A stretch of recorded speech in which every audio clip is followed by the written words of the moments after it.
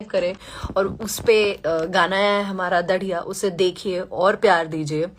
और फिर से वही कहूँगी कि जिस जगह को वो डिज़र्व करता है और उस जगह को डायरेक्ट फटाफट उस जगह पे ले आइए। अभी सेकंड पर है, फर्स्ट पे ले आइए, बिकॉज डिज़र्व करता है दढ़िया।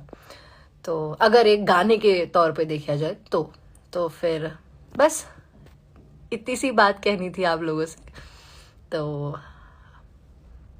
अपना ख्याल रखिए, आप सब ऐसे ही प्यार देते रहिए। और स्पेशली खेसारी लाल यादव फैन जो है सब लोग, उन लोगों के लिए ये बात तो मैं जरूर कहना चाहूंगी कि काओ दादा तू लोग तो बवाल कर दिले बाड़ा, मतलब इतना बवाल।